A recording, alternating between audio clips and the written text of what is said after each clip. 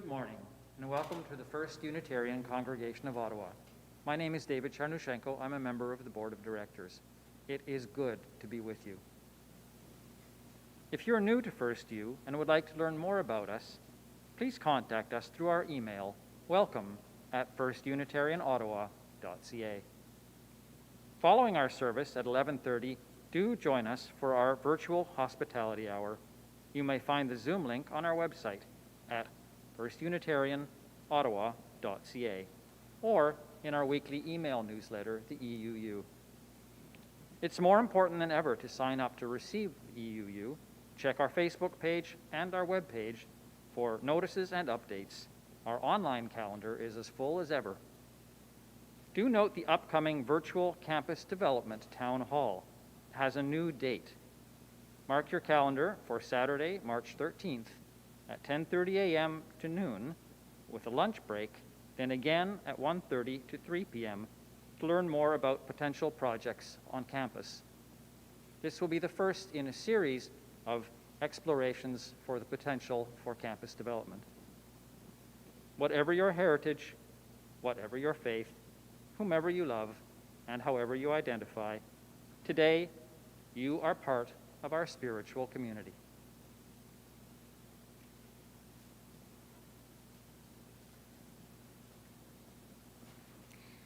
Good morning, everyone. My name is Chris, and I'm delighted to be your worship associate this morning. Although we find ourselves in separate places, here we are together online, listening, connecting, and soon singing together. As mentioned, please look to our Facebook page, website, and weekly EUU emails for information about all the happenings in our congregation. Some announcements to highlight.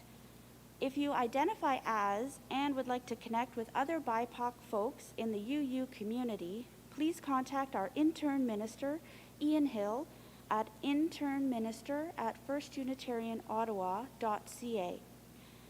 The EUU lists dates and times for organizational meetings that are continuing to prepare for the multi-generational UU United Nations virtual conference in April. Look for those dates and times, and also note that next Saturday night, February 27th, will be trivia night. I also want to make sure to mention two virtual events that are coming up this afternoon and tomorrow night. This afternoon at 2:30 p.m., Reverend Dr. Anthony Bailey of Parkdale United Church, a dynamic speaker and originally from Barbados, who grew up in Montreal, will be speaking on racism, white privilege, and the invention of race. The Zoom link and passcode are in this Friday's EUU. The Canadian Unitarian Council, or CUC, is offering a webinar with Dr. David Kapt on the power of dialogue to dismantle racism, tomorrow night at 7 p.m. Information to register is in Friday's EUU, or you can go to the CUC's website for more information. And now, please welcome our minister, the Reverend Patricia Guthmann-Haresch. Thank you, Chris, and thank you, David, and Deirdre, and our tech team, Julia and Gareth. Bonjour, and welcome, everyone. It's so good to be with you this morning. As today's topic is about eating in an intentional way, before we light the chalice, I will read to you some words from the Vietnamese Buddhist monk, activist, exile, and poet, Thich Nhat Hanh. Eating a meal in mindfulness is an important practice. Sitting at the table with other people, we have a chance to offer an authentic smile of friendship and understanding. The food reveals our connection to the earth. Each bite contains the life of the sun and the earth. We can see and taste the whole universe in a piece of bread. Having the opportunity to sit with our family and friends and enjoy wonderful food is something precious, something not everyone has. Many people in the world are hungry. Thich Nhat Hanh says, when I hold a bowl of rice or a piece of bread, I know that I am fortunate, and I feel compassion for all those who have no food to eat and are without friends or family. Mindful eating can cultivate seeds of compassion and understanding that will strengthen us to do something to help hungry and lonely people be nourished. It is difficult to explain to children of overdeveloped nations that not all children in the world have such beautiful and nourishing food. May our contemplations and awareness of the injustice and hunger in the world help us to seek healing for Mother Earth and her people.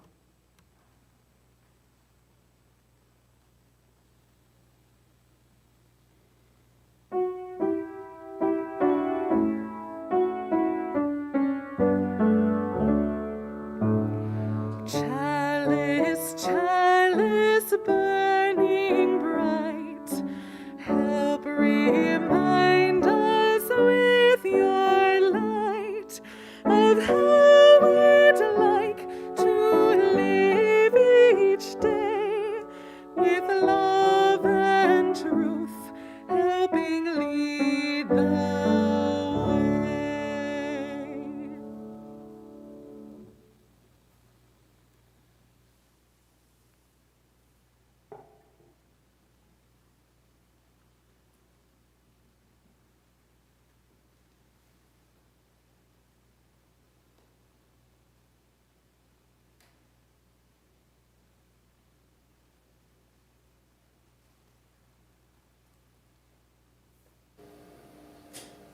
Hi everyone, hope everyone is doing great on this Sunday. Today the story I'm sharing with you is Stone Soup. I hope you all enjoy it. A young man was walking. He walked and he walked. He walked all night and he walked all day. He was tired and he was hungry.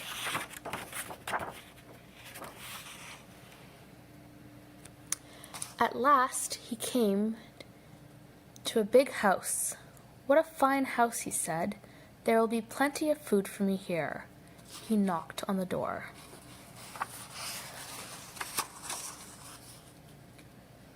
A little old lady opened it. "Good lady," said the young man, "I am very hungry. Can you give me something to eat?" "I have nothing to give you," said the little old lady. "I have nothing in the house. I have nothing in the garden," and she began to close the door. "Stop," said the young man. "If you will not give me something to eat, will you give me a stone?"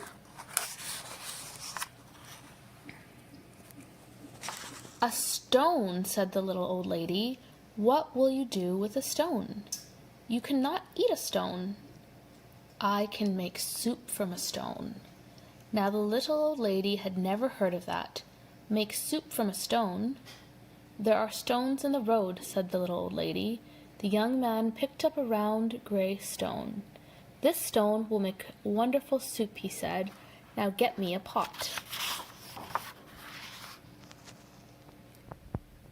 The little old lady got a pot. "Fill the pot with water and put it on the fire," the young man said.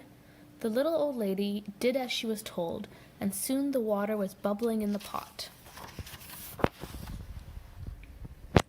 The young man put the round gray stone into the pot. "Now we will have to wait for the stone to cook into soup," he said. The pot bubbled and bubbled. After a while, the little old lady said, "This soup is cooking fast. It is cooking fast now," said the hungry young man, "but it could cook faster with some onions." So the little old lady went to the garden to get some yellow onions. Into the pot went the yellow onions, with the round gray stone. "Soup from a stone," said the little old lady. Fancy that. The pot bubbled and bubbled. After a while, the little old lady said, "This soup smells good." "It smells good now," said the hungry young man, but it would smell better with some carrots. So the little old lady went out to the garden and pulled up all the carrots she could carry. Into the pot went the long, thin carrots with the yellow onions and the round gray stone. After a while, the little old lady said, "This soup tastes good." "It tastes good now," said the hungry young man, "but it would taste better with some beef bones." So the little old lady went to get some juicy beef bones. Into the pot went the juicy beef bones and the long thin carrots and the yellow onions and the round gray stones. "Soup from a stone," said the little old lady. "Fancy that." The pot bubbled and bubbled. After a while, the little old lady said, "This soup is fit for a prince." "It is fit for a prince now," said the hungry young man, "but it would be fit for a king with a bit of pepper and a handful of salt."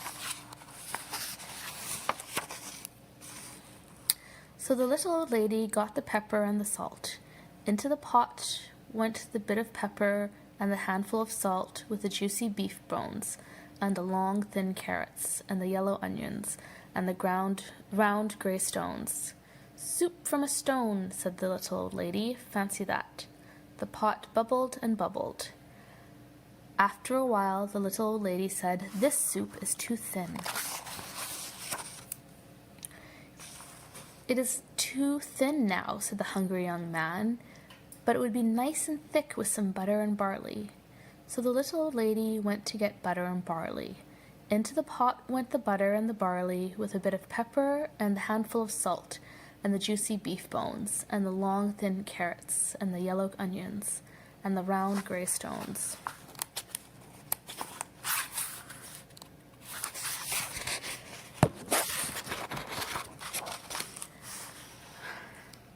"Soup from a stone," said the little old lady. "Fancy that." The pot bubbled and bubbled. After a while, the little old lady tasted the soup again. "That is good soup," she said. "Yes," said the hungry young man. "This soup is fit for a king. Now we will eat it." "Stop," said the little old lady. This soup is indeed fit for a king. Now I will set a table fit for a king." So she took out her best tablecloth and her best dishes. Then the little old lady and the hungry young man all ate the soup made with the butter and the barley and the bit of pepper and the handful of salt and the juicy beef bones and the long thin carrots and the yellow onions and the round gray stone. "Soup from a stone," said the little old lady. "Fancy that." "Now I must be on my way," said the young man. He took the stone out of the pot and put it into his pocket. "Why are you taking the stone?" said the little old lady. "Well," said the young man, "the stone is not cooked enough. I will have to cook it some more tomorrow." And the young man said goodbye. He walked down the road. He walked and walked. "What a fine supper I will have tomorrow," he said to himself. "Soup from a stone. Fancy that."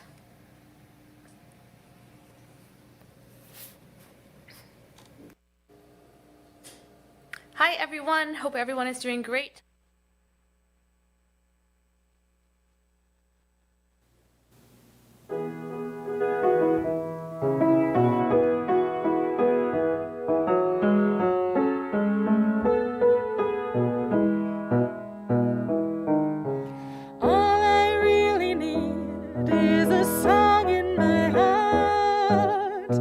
Food in my belly and love in my family.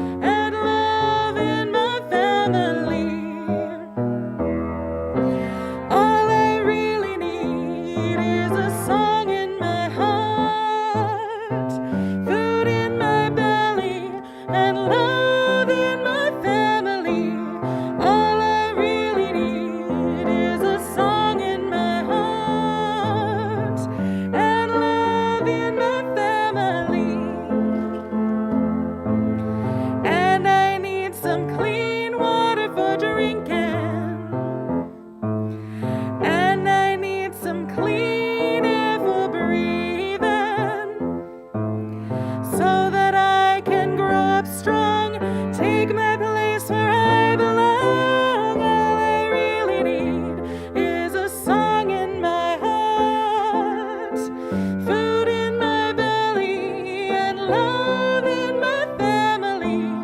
All I really need is a song in my heart and love in my family and love in my family.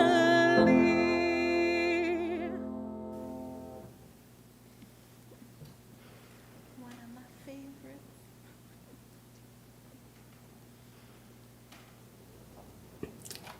This is the time when we can send our earnest hopes or wishes, which some people call prayers, to the people who we care about.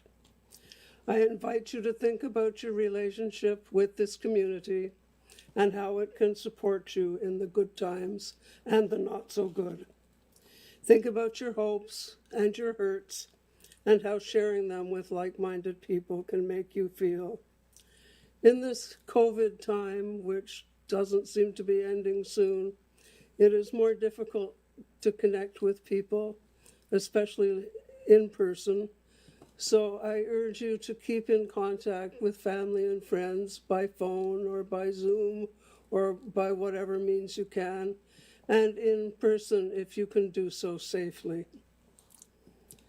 Let us also lift up those who are persecuted for their beliefs, those who have experienced the ravages of war or the pain of bigotry, those whose lives and livelihoods who have been uprooted by violent weather, those who are homeless or starving, while most of us live in relative abundance, those who are lonely and in need of the company of friends, those who are imprisoned, those who mourn and are in need of comfort, those who are victims of violence, and those who are suffering from an illness of body, mind, or spirit.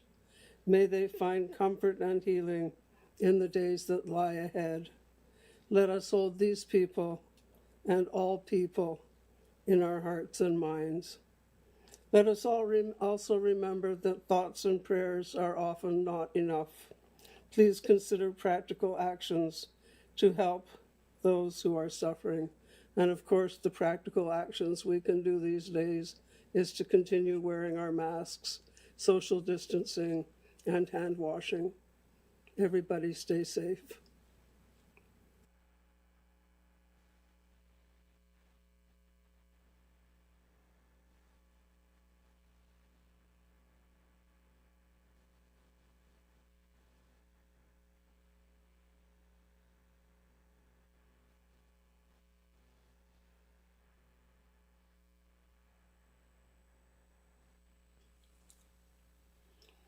This is the time in the service where we can express our personal joys and sorrows. These are done by placing stones in water and allowing the ripples to send our joys and our concerns out to the universe, where they can be either celebrated or commiserated with. We have a few stones this morning. One is for Alec, wishing him good health and hoping that he is feeling better. And one for Helen, wishing you a speedy recovery from pneumonia. I'm going to put in a bunch of stones for those people in the community, either in this congregation or elsewhere, who are suffering from the ravages of the COVID virus. Either you know somebody personally or have friends that are dealing with this, so we send them our best wishes. I will put one last stone in for all the thoughts kept in the safety of our hearts. Let us have a moment of silence.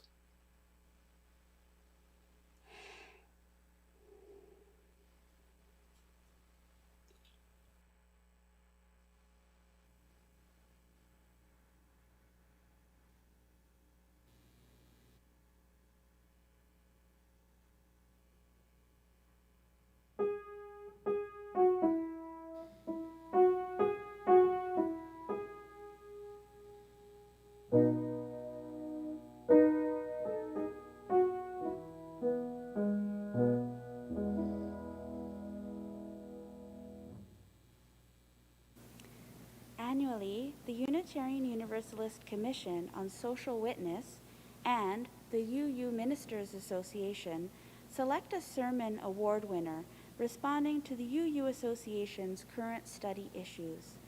A number of years ago, when the topic was ethical eating and environmental justice, Reverend Pat's friend and colleague, the Reverend Alison Cornish, was the award winner and delivered the sermon at that year's General Assembly.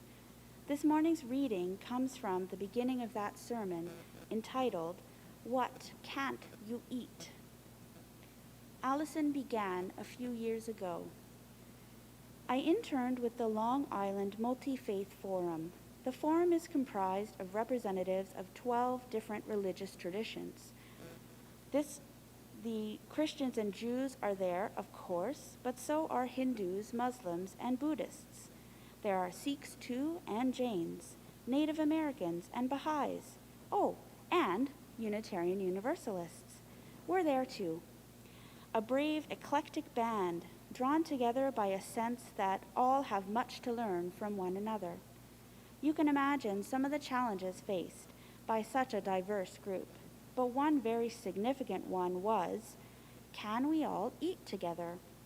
Like most of us who spend time in faith communities, forum members understood that food goes hand in hand with talking, socializing, and getting to know one another. But could we find a way to do that? The problem actually started with the question, who is fasting right now? Is it Ramadan, the birth of Bob, Yom Kippur? We needed to know everyone's holy days and holidays and the restrictions they imposed. But it went on. Kosher, of course, for the Jews, no alcohol or caffeine for the Muslims. Most Hindus are vegetarian, as are most Buddhists. So could we at least settle on vegetables? Well, then there are the Jains who don't eat even fruits and vegetables when the plant itself and the surrounding microorganisms around it must be killed. So no root vegetables like potatoes, carrots, and onions. The list was getting short. Then someone paused, looked at me, and asked, well, what about you Unitarian Universalists? What don't you eat? The last thing you heard Chris say is, what don't you use eat? But before that, I want to talk a little bit about mindful eating. And you may not have even realized that your family may have eaten mindfully. In the home where you grew up, did your family say a grace or a prayer before the meal? Now, as a UU kid when I was growing up, this was not my family's habit to say a grace, and we only would do it once a year.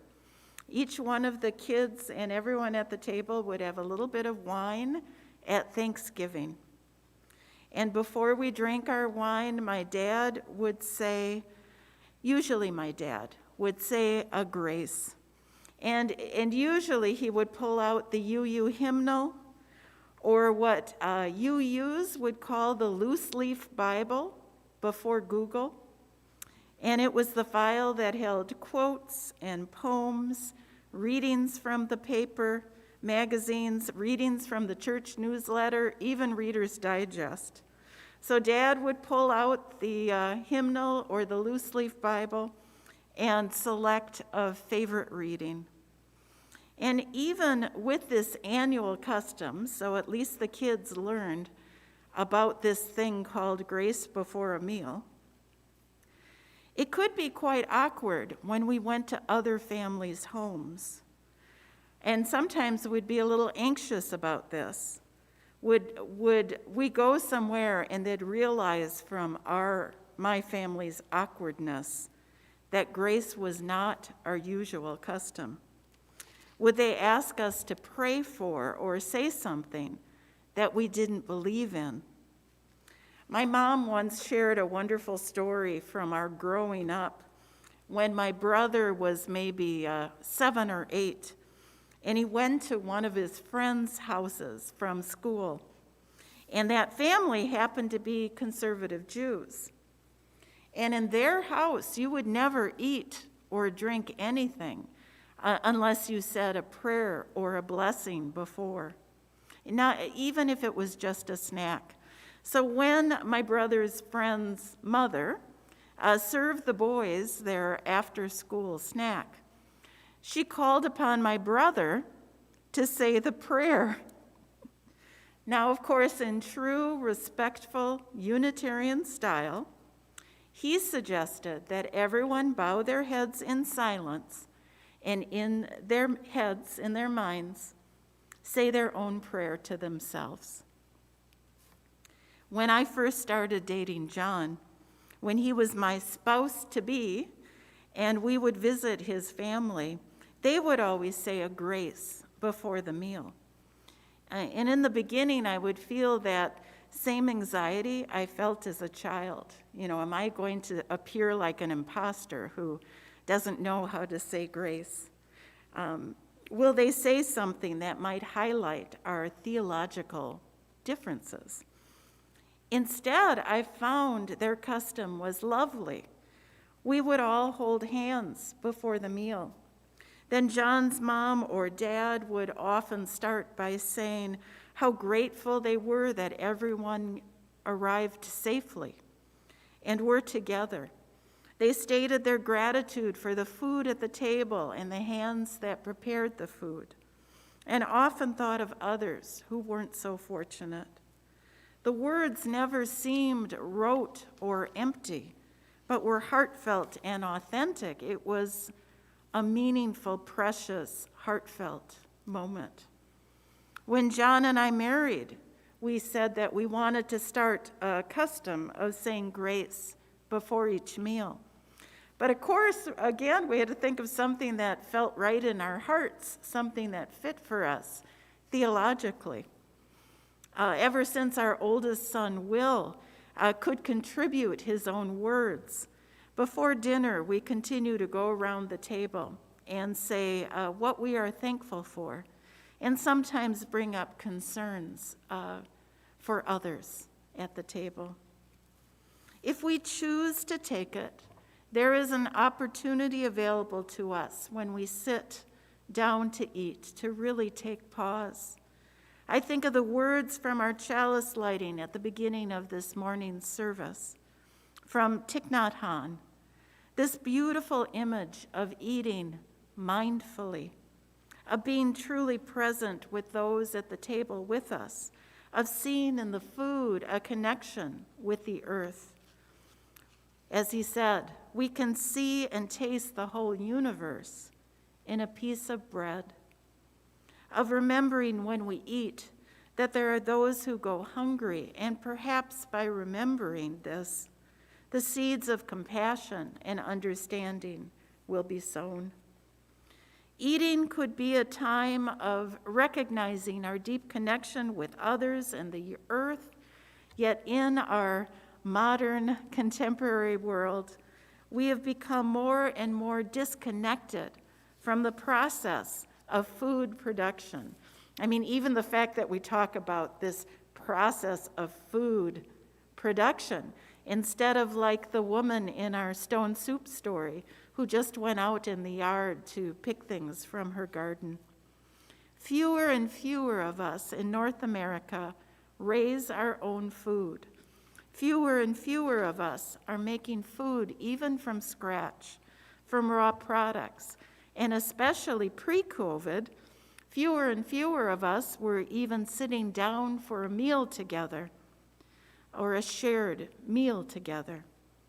Yet whether we recognize it or not, when we eat or buy food, no matter if it is at the table or on the run, processed or raw, food connects us to a long and involved process and web of relationships with others and the earth. In gathering my thoughts about today's topic, of course, you can't help but think of the phrase, "We are what we eat." And there's also an old French phrase, I'm not going to try and say it in French, but it was more specifically, "Tell me what you eat, and I will tell you what you are." Tell me what you eat, and I will tell you what you are. What are we if we are what we eat? Certainly we are the nutrients and the fat, the good fat and the bad fat, energy or heaviness, good things and bad things that our body transforms into the food and calories and energy that we eat into. But we are, in a sense as well, the final link of a chain of events that produce the food. The Reverend Allison Wohler noted, while we would like to think and often do think with our independent human personalities that what we eat is our own business, the truth is that what I eat, what you eat, has farther reaching consequences than merely staying alive and being healthy. In this world of infinite connections, our independent web, there is no such thing as an isolated event. And because of that fact, it matters what we do. It matters what we eat. It matters where it comes from. It matters how it's grown. If we are what we eat, we are the sunshine that was a part of the growing of whatever we ate. We are the air and what was in the air. We are the water and whatever was in the water. Orchards and fields and seasons. The soil and whatever was in the soil. If we eat conventionally raised, non-organically raised meats from what is referred to as a concentrated animal feeding operation, we are contributing to excessive manure, fertilizer, and pesticide runoff in a community's water table somewhere out there. And that runoff can flow to other water and oceans. If we are what we eat, chances are in one way or another we are part of agricultural practices which consumes tremendous amounts of fossil fuel. If we eat conventionally, non-organically raised animals, we contribute to their lifestyles of being in overcrowded circumstances where they even harm each other, where chickens can't even raise their wings. When we eat cheap fruits and vegetables from overseas, do we even wonder why, after all the shipping and traveling expenses, why the prices are so low? One wonders what the farmer or farm worker in Costa Rica or Chile received for their produce and whether the family can live above subsistence levels on what they received. If you are what you eat, your consumer choices about what you eat helps to decide whether a farmer's family lives in poverty or not, affects labor practices and worker conditions all along the route of that food, from the ground to the grocery shelf. Much of our commercial chocolate comes from West Coast cocoa or cacao plantations that rely on child slave labor. Please consider purchasing fair trade chocolate this Easter. Now, my purpose this morning is not to shame anyone or make anyone feel guilty or bad, or add further stress to anyone's life when I know you are already trying hard to be a responsible consumer. It is complicated and difficult enough. But rather, my hope is just to plant seeds of awareness, a reminder, possibility, and hope. And rather than coming to it from the angle of what don't you use eat, I want to think about how we might eat for the bounty of the earth and her creatures and our own lives and our whole selves and sense of being. What is fascinating is the closer we all can get to a diet that is good for the earth, the closer we also get to a diet that is better for our minds, bodies, attitudes, spirit. And at this point in time, not only are fair trade and organic products better for small farmers and the earth worldwide, they are becoming tastier, are tastier and often a higher quality. So you can both enjoy your meal and feel good about what you are doing for the earth. And I have to be honest with you, quite frankly, since Valentine's Day, because of the generosity of my partner in life, I have been on the 1 truffle a day diet, but he didn't get it from Mars or Hershey's, thank goodness, right? So I have to be honest with you, this eating for the earth thing is a challenge for me too. John and I were moving towards being vegetarian before I became pregnant, especially cutting out red meat. But I was just overwhelmed with how to take in enough protein and other nutrients that I gave up, other nutrients. Trying to do this during pregnancy and nursing, I wish it had been my habit before that time. And once meat and animal products were introduced to our sons, it's just difficult to move back again to being vegetarians. Thank goodness now, my little one always loved legumes. My big one liked them, didn't like them, and now he's coming back. So maybe there's some hope for us to become vegetarian.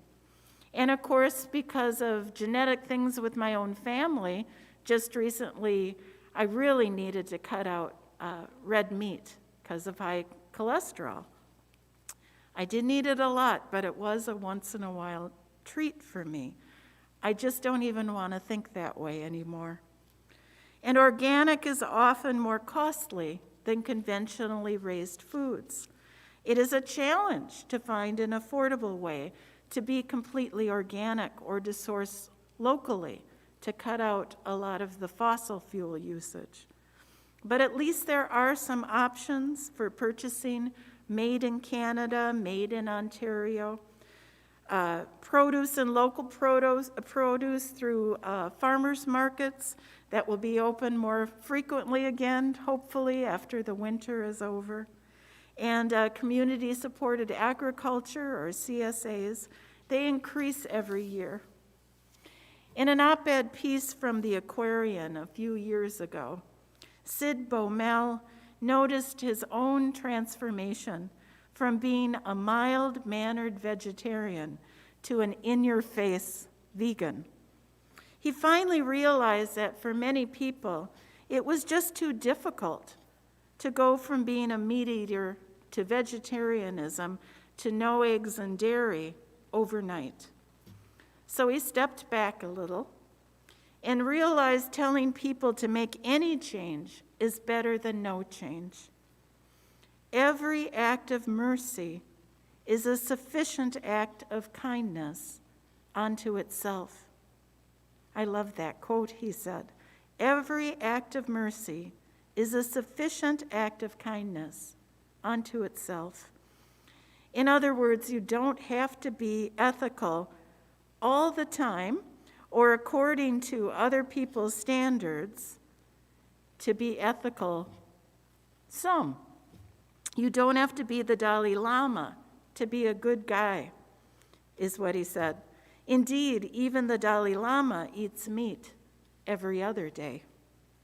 He came to recognize, Samuel, that even, or Sid Baumel, that even non-vegetarians can be concerned about dietary issues, like protecting the environment, supporting farmers and other people in the food production chain, being kind to animals, and eliminating world hunger.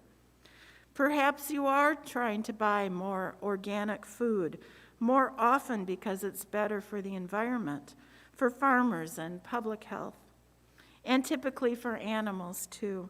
Perhaps you're eating more humane certified, free-range or grazed pastured animal products because you believe Any animal that puts food on your table ought to be treated with at least a little compassion. Perhaps you drink fair trade coffee or tea or eat fair trade chocolate so as not to support the exploitation of impoverished farmers in the developing world or children. Perhaps you give generously to aid agencies or donate to food banks so that others can eat too. If you do any of these things, Baumel says, you're part of a burgeoning movement of people who strive to eat not just what's good for number one, but what's good for everyone. You are extending your sphere of moral interest to include the very food chain that sustains you. You are co-authoring a new chapter in the moral awakening of humanity. That's pretty exciting. Ethical eating, like ethical living, is not about absolutes. It's about doing the best you're willing and able to do and nurturing a will to keep doing better.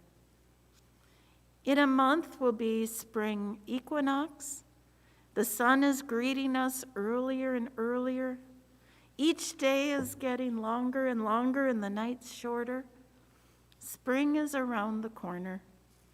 Perhaps this can be a time of turning and a fresh start for all of us to celebrate our connection with each other and all of life. Consider our gratitude for whatever bounty we have and share our bounty and compassion with others. May we consider what acts of mercy we might offer up to the world when we shop for food and we sit at the table to eat. May we tend to this polluted and wounded earth, which is the home we share with all else that lives. A traditional Latin American prayer comes to mind that I actually found the first time in a UU cookbook. May those who hunger have bread, and may we with bread have a hunger for justice. Or as Sid Baumel said, every act of mercy is a sufficient act of kindness. May it be so, and let us sing together Many Hands by Jody Kessler.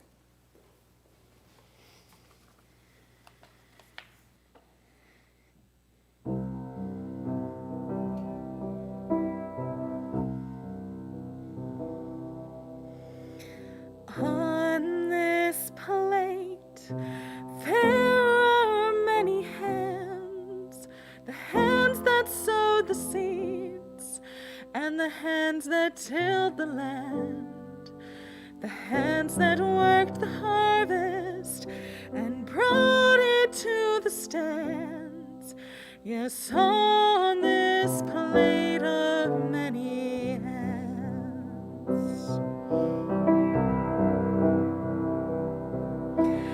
In this bowl are sun and rain and air, the garden soil and all the tiny creatures that live there.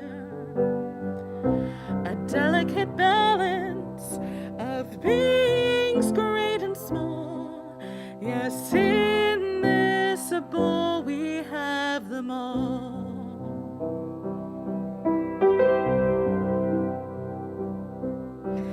In this food, there are many souls. Some may be our family who served it in our bowl. Some may be migrant workers whom we will never know and can't afford to buy the food they grow.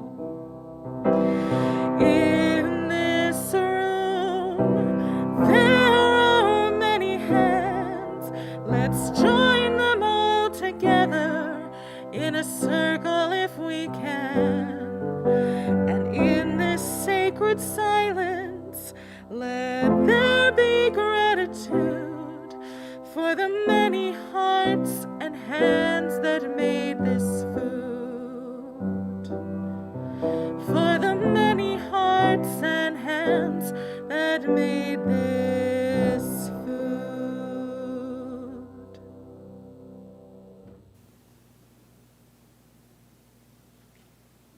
This is the time in our service that we usually accept the offering.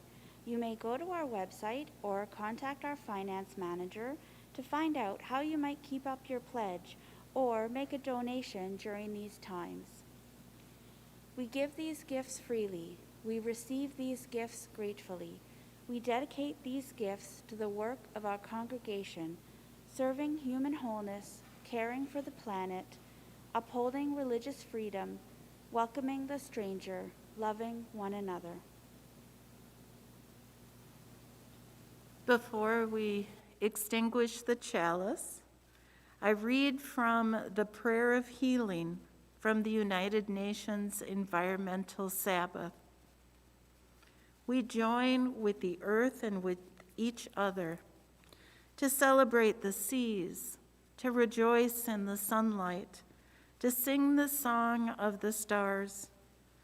We join with the earth and with each other to recreate the human community, to promote justice and peace, to remember our children.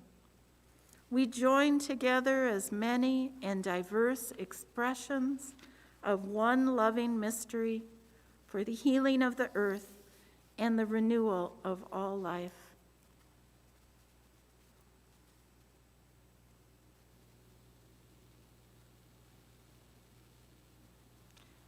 Let us sing, Spirit of Life.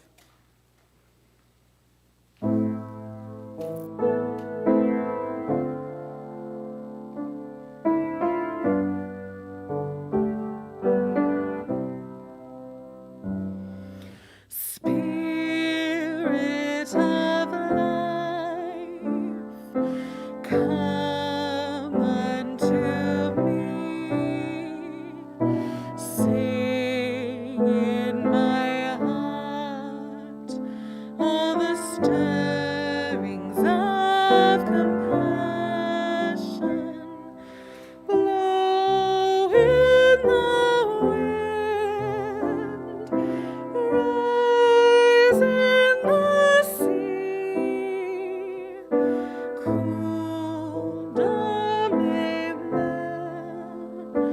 vide esplori de justice, tenurimo, cielum potmo, source de vie, viens vers moi, viens vers moi.